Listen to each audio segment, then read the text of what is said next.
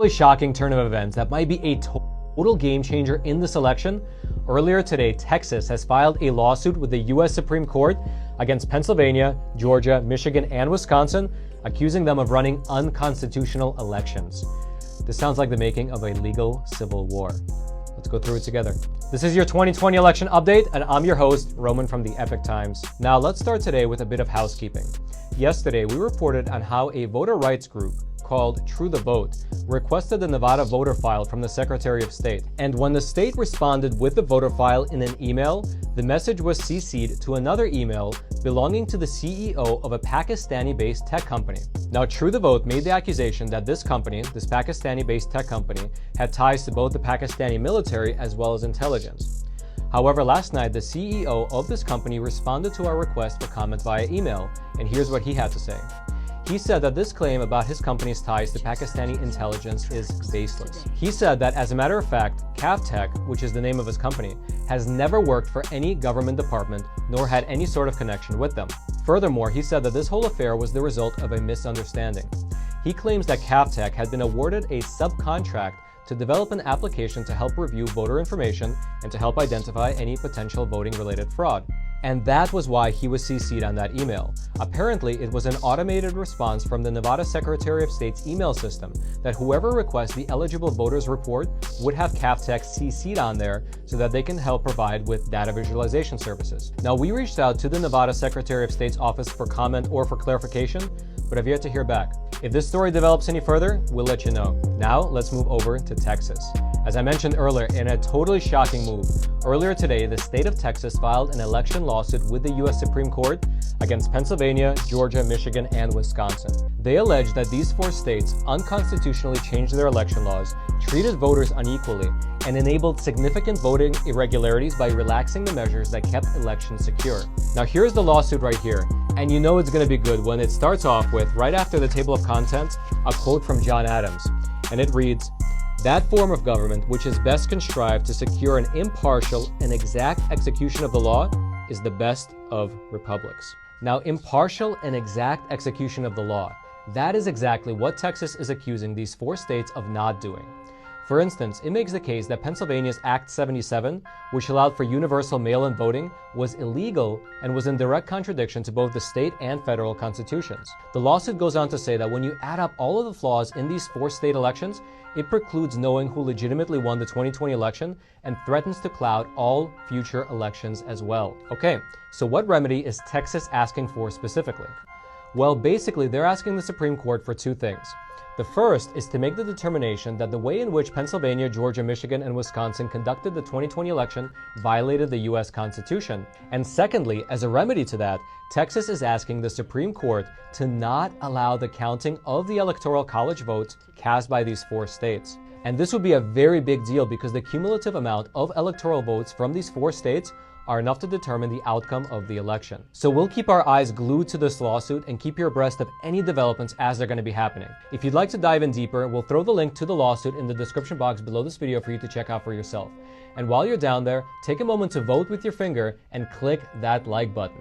These types of videos are routinely suppressed by the big tech companies. And so when you hit that like button that's below this video, you are forcing the YouTube algorithm to share this video out to thousands of more people, letting the truth be known far and wide. Now let's discuss what's happening.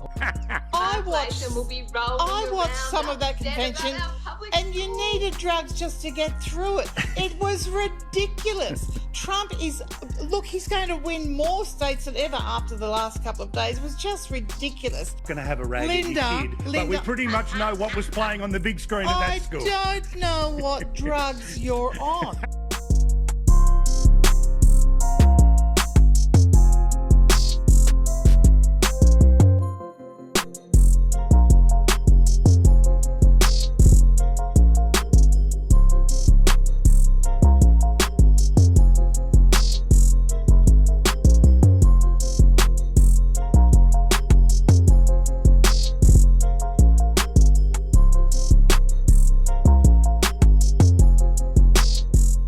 Of QAnon have been responsible for kidnapping, for murder, for attempted assassinations. You condemn them, right? Right.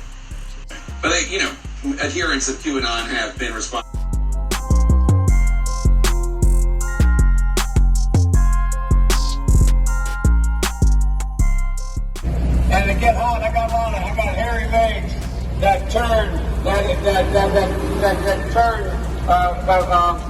John, there's the sun. And the kid used to come up and reach in the pool and rub my leg down. So it was changing that back the hair and come back up again. And look at it. So I learned about roaches. I learned about kids jumping on my lap. And I've left kids jumping on my lap.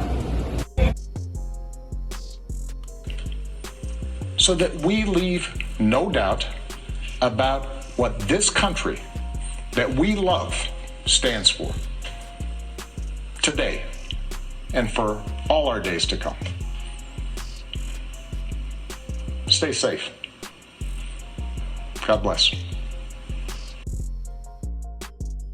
President Bush said, and it's a phrase that I often use myself, that we needed a new world order. And how negative or positive it will be will depend on what kind of new world order we really create. There's a need for a new world order.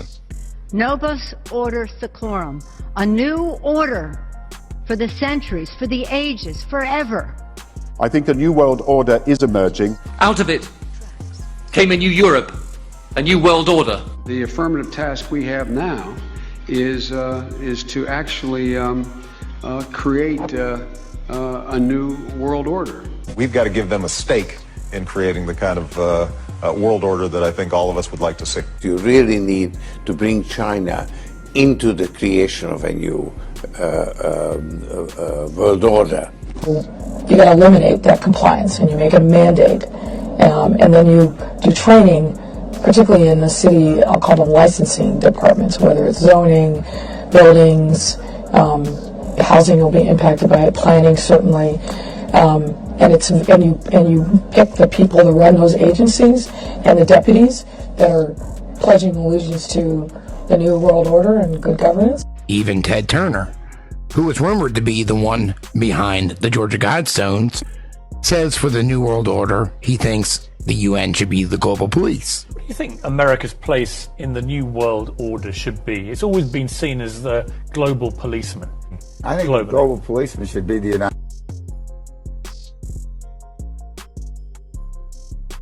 Steele dossier, the Fusion GPS dossier, was solicited by and paid for the DNC. I mean, that's correct based on what or the Clinton campaign or the DNC. It was ultimately learned by the FBI that was the case, or that came to be their belief. And then, so we get the Steele dossier. It's fed to the FBI. The FBI goes and asks for these FISA warrants, which have all of the problems that you have articulated and that my colleagues have drawn out, including sometimes outright fabrication of evidence in these FISA applications. And then not only does the FBI get a surveillance program ongoing effectively of a presidential campaign during cycle, but they also get, the DNC also gets, news stories written during the campaign about the surveillance program. In September of 2016, there's a story about possible counterintelligence investigation of the Trump campaign. In October of 2016, there's a story about the FBI investigating the Trump campaign, and we know on that last one that Steele himself was involved. Is that correct? In October, that's correct, and the FBI actually ultimately knew that he was involved in the September one as well, that you're referencing, I believe. And yet, what action did the FBI take when they knew these two facts? Well, in November they closed him, but then met with. What did the Crossfire Hurricane teams take? What steps did they take when they knew this about Steele? Is what I should ask. I'm sorry. Well, what happened is they closed him as a source in November, but that's when the meetings with Mr. Orr started, where he was the conduit between them. Right. So he's still able, the FBI still takes the information just via a DOJ conduit, which is its own separate, unbelievable problem. But yet still they're taking all this information on board from Steele, even after they know that he's totally incredible. To me, this is the untold story of the 2016 campaign. And I don't know who at the DNC hatched this, but I suppose they ought to, maybe it's take a victory lap, but certainly they should be remembered for it. To get the FBI to pursue surveillance of a rival presidential campaign and then into the newly elected president's term, I think is just extraordinary. It is absolutely extraordinary. So let me ask you this. Are these individuals whose misdeeds... Fuck you. War.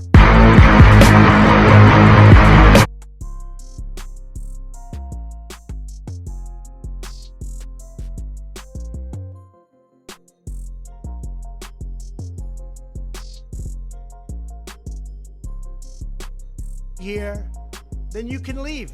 As far as I'm concerned, if you hate our country, if you're not happy here, you can leave. And that's what I say all the time. That's what I said in a tweet, which I guess some people think is controversial. A lot of people love it, by the way. A lot of people love it.